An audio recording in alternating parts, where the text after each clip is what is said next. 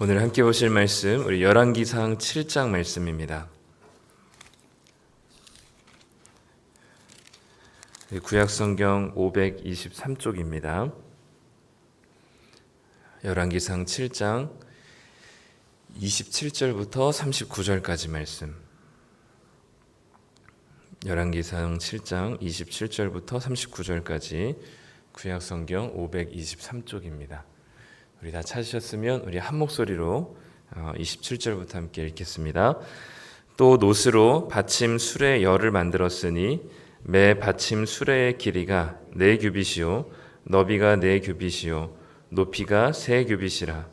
그 받침 수레의 구조는 이러하니 사면 옆 가장자리 가운데는 판이 있고 가장자리 가운데 판에는 사자와 소와 그룹들이 있고 또 가장자리 위에는 놓는 자리가 있고 사자와 소 아래에는 화한 모양이 있으며 그 받침 수레에 각각 4 바퀴와 노축이 있고 받침 수레 4발 밑에는 어깨 같은 것이 있으며 그 어깨 같은 것은 물두멍 아래쪽에 부어 만들었고 화한은 각각 그 옆에 있으며 그 받침 수레 위로 돌이켜 높이가 1규빗 되게 내민 것이 있고 그 면은 직경 1규빗 반 되게 반 원형으로 우묵하며 그 나머지 면에는 아로 새긴 것이 있으며 그 내민 판들은 네모지고 둥글지 아니하며 4바퀴는 옆판 밑에 있고 바퀴 축은 받침 수레에 연결되었는데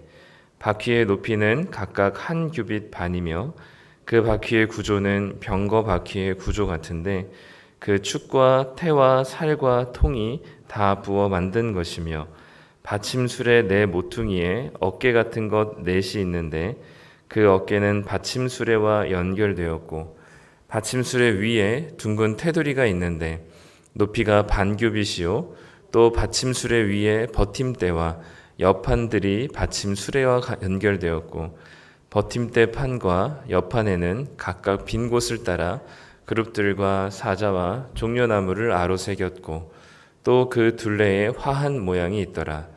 이와 같이 받침 수레 10개를 만들었는데 그 부어 만든 법과 크기와 양식을 다 동일하게 만들었더라. 또 물두멍 10개를 노수로 만들었는데 물두멍마다 각각 40밭을 담게 하였으며 매 물두멍의 직경은 4규빗이라. 10받침 수레 위에 각각 물두멍이 하나씩이더라. 그 받침 수레 5은 성전 오른쪽에 두었고 5은 성전 왼쪽에 두었고 성전 오른쪽 동남쪽에는 그 바다를 두었더라. 아멘. 무슨 얘기인지 하나도 모르겠죠.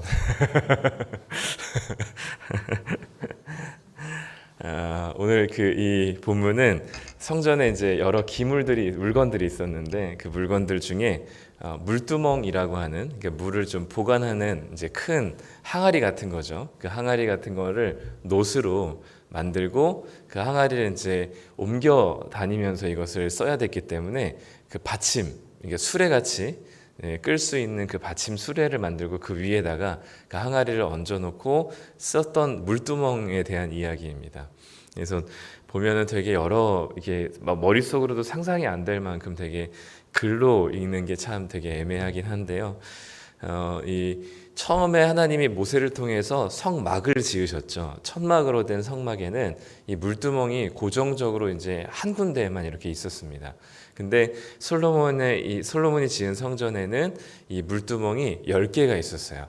그래서 10개를 이 물두멍의 역할은 제사장들이 성막에 안으로 들어가거나 아니면 이 제사를 이제 시작하기 전에 제사장의 손과 발을 씻음으로 정결케 하는 역할을 했었고 또 이 물두멍으로 통해서 물두멍의 물을 가지고 제물에 이제 피를 씻거나 여러 가지 이제 제단에 뿌려진 또 여러 가지 지저분해진 것들을 깨끗하게 씻는 일을 이 물두멍에 있는 물로 했습니다.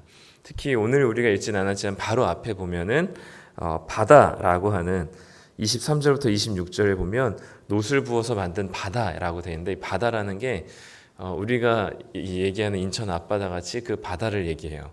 근데 이스라엘은 물이 많지 않기 때문에 물이 조금만 모여 있는 곳을 바다라고 불렀거든요. 그래서 갈릴리 호수도 원래는 호수예요. 자그마한 호수인데 이스라엘 지역에는 물이 귀하기 때문에 그 호수마저도 바다라고 부를 정도로 물이 조금만 모여 있으면 바다라고 불렀습니다. 그래서 물두멍보다 훨씬 더 큰, 좀 훨씬 더 큰 이 노수로 만든 이 물탱크 같은 거죠. 이 물탱크 같이 큰 거를 만들어서 거기다가 또 물을 보관해서 물을 따라서 쓸 수 있게끔 했습니다. 여기 물두멍이 총 11개가 있는 거죠. 그래서 작은 물두멍 10개, 그리고 큰 물탱크와 같은 바다라고 부르는 그 물탱크와 같은 그거 하나, 그래서 총 11개가 있었습니다. 오늘 이렇게 기록된 이야기들의 상당 부분 사실 받침 수레에 대한 이야기입니다. 그러니까 물두멍을 옮겨 다닐 만한 그 받침이 되는 수레를 노수로 만들어서 또 그 판을 어떻게 얹고 또 거기 안에 어떻게 또 모양을 새겨놓고 바퀴는 어떻게 이어졌고 또 거기에 이제 나온 장식들이나 쓰임새들이 어떤 건지를 상세하게 기록이 되어 있습니다. 근데 글로 봐서는 사실 잘 머릿속으로 이해가 되진 않지만 이 물두멍을 계속해서 써야 됐던 상황들 속에서는 이제 이 수레가 꼭 필요했었던 상황이었던 거죠. 근데 이거는 이제 솔로몬이 지어낸 게 아니라 이미 하나님이 다윗을 통해서 어떻게 성전을 지을 것과 성전의 기물들을 어떻게 만들어야 되는지에 대한 것을 이미 다 설계도를 다윗에게 알려주셨거든요. 그래서 그대로 다윗에게 전수받은 그대로 지금 이것을 짓게 되었습니다. 그런데 이 노을 이렇게 이제 정교하게 보니까 이제 막 사자 모양도 새겨야 되고요. 꽃 모양도 이렇게 막 새겨야 되고 그 노을 다룰 줄 아는 기술이 이스라엘에는 없었어요. 그래서 두로 왕 히람이라고 하는 사람을 불러서 이제 그 나라의 사람들 불러서 이 노스로 이제 여러 가지 성전 기물들을 만들게 되었습니다. 그래서 이 물두멍에는 몇 리터 정도의 물이 들어가냐? 이제 오늘 말씀에는 한 40밭이라고 되어 있는데 한 880리터 정도 된다고 해요. 그래서 이 880리터 정도 되는 큰 이 항아리 같은 그것이 한 10개 정도가 있었고 계속 옮겨 다니면서 제사장들이 그것을 썼습니다. 근데 상상 한번 해보시면 880리터 되는 노시 되게 무겁잖아요. 노스로 된 기물에 880리터가 되는 물이 담겨 있는 아무리 수레가 있다고 하더라도 880리터면은 우리 생수 거에 한 400개 정도가 들어가야 될 것 같은데 그 정도를 이 생수 이렇게 양쪽으로 드는 것도 힘든데 그걸 수레로 끄는 것도 쉽지는 않았을 것 같아요. 그러니까 수레가 만들어졌을지라도 그래서 아마 여러 사람들이 붙어서 이렇게 옮겨 다녀야 되지 않았을까 싶습니다. 근데 중요한 건 이 물두멍의 역할이죠. 네. 이 물두멍을 하나님께서 출애굽기에서 성막을 만들면서 모세에게 했었던 이야기가 무엇이냐면 제사를 다 감당하기 전에 제사장 그리고 성막에 혹시 들어가야 되는 제사장들은 반드시 들어가기 전에 제사를 하기 전에 손과 발을 물두멍의 물로 씻어서 정결케 해야만 그 제사를 하나님께서 받으시고 성막에 들어가도 죽지 않을 것이다 라고 말씀하셨습니다.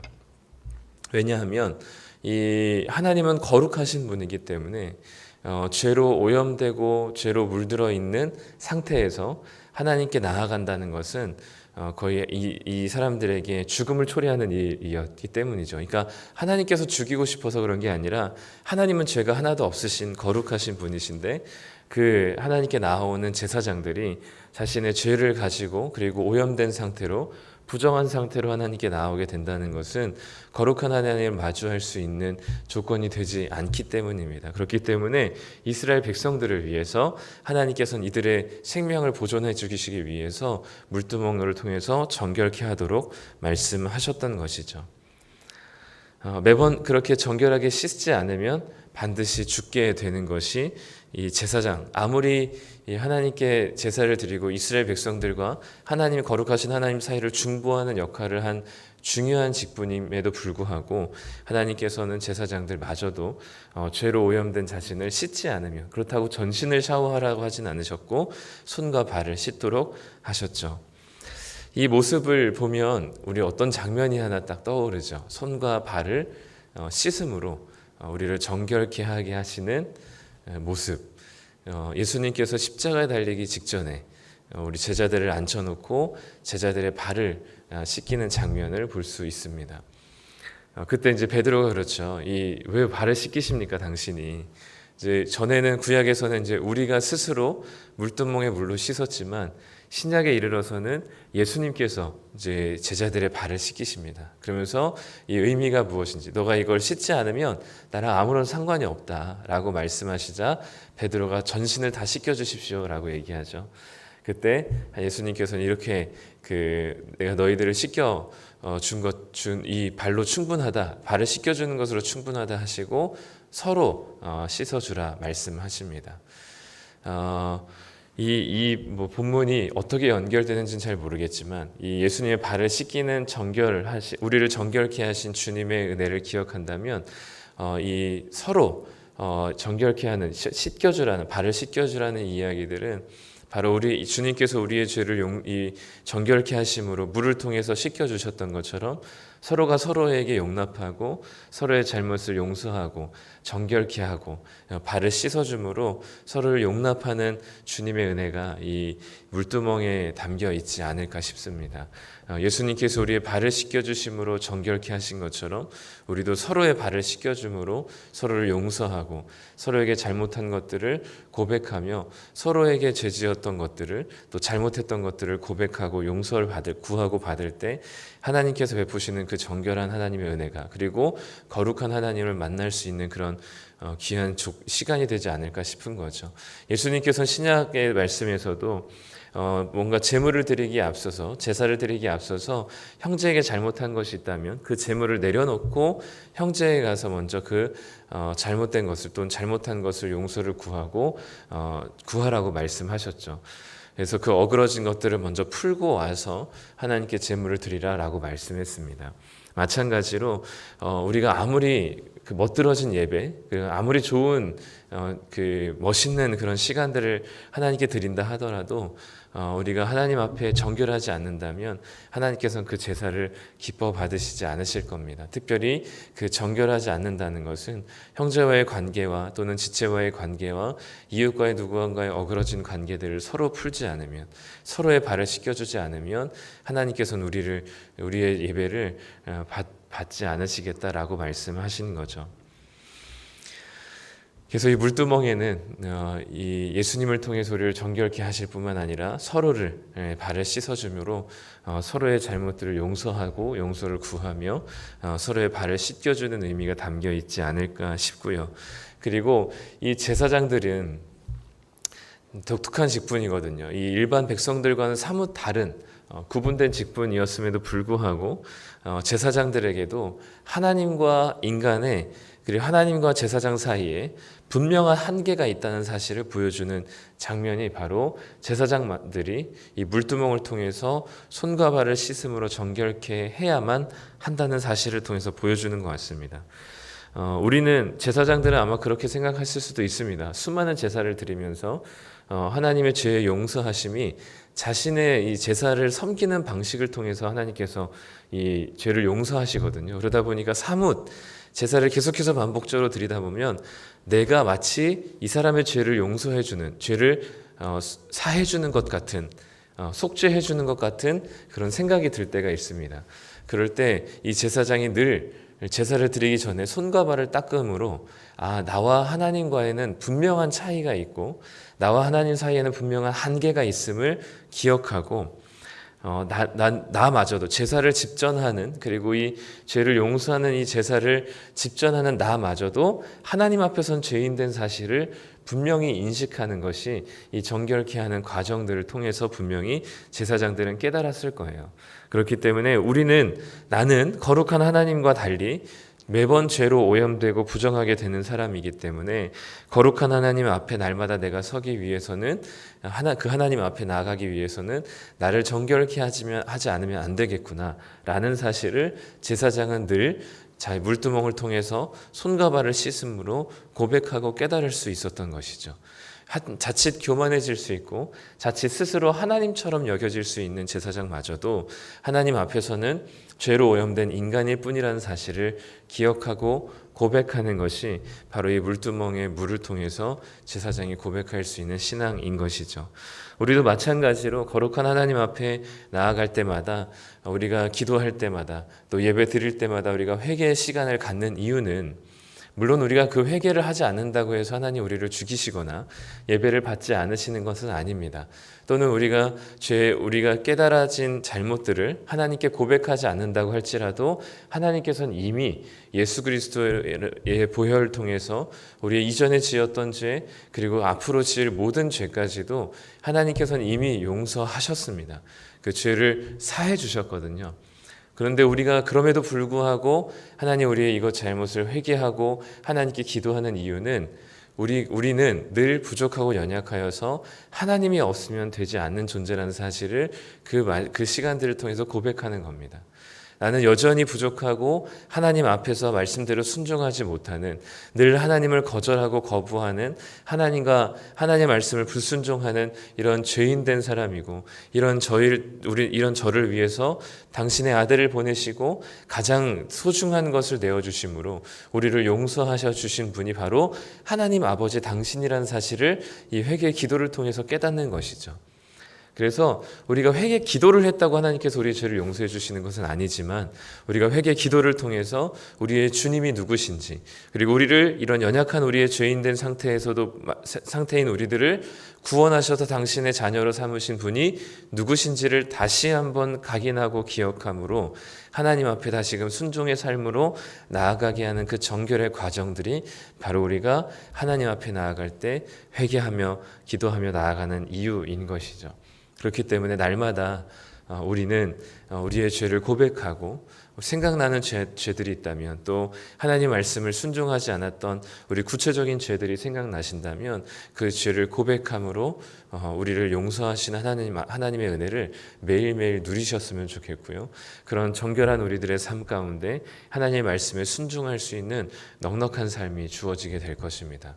더불어 주님께서 우리의 발을 씻기시면서 서로 발을 씻기시라 말씀하신 것처럼 우리는 우리의 손을 씻을 뿐만 아니라 누군가가 우리에게 잘못했던 것들을, 서로 상처 줬던 것들을 서로 용서하고 깨끗하게 씻겨줌으로 우리가 서로 정결케 되고 하나님 앞에서 깨끗하게 되는, 그래서 진정으로 우리가 하나님 앞에 예배에 드려질 수 있는 우리의 제사를, 예배를 기쁘게 받으실 그 하나님을 기대하며 오늘도 우리가 회개하고 또 잘못한 것들을 용서를 구하며 서로의 발을 씻겨주는 그런 정결한 그런 신앙의 생활들을 다해 가시기를 간절히 소망합니다. 기도하겠습니다.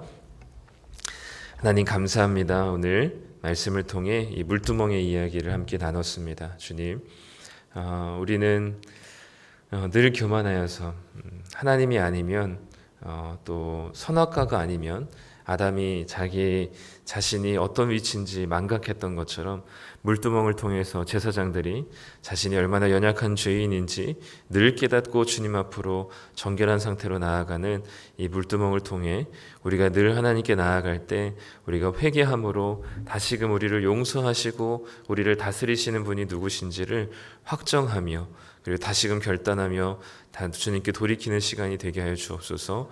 더불어 주님이 우리의 발을 정결케 하심으로 우리의 모든 죄를 깨끗하게 하시고 오염된 우리들을 정결케 하신 것처럼 우리가 서로를 용납하고 용서함으로, 서로의 발을 씻겨줌으로 우리가 서로를 정결케 하고 주님 안에서 서로를 용납하며 하나님 안에서 형제와 화목한 가운데 하나님께 기쁜 마음으로 예배드릴 수 있는 진정한 예배자가 되게 하여 주시옵소서.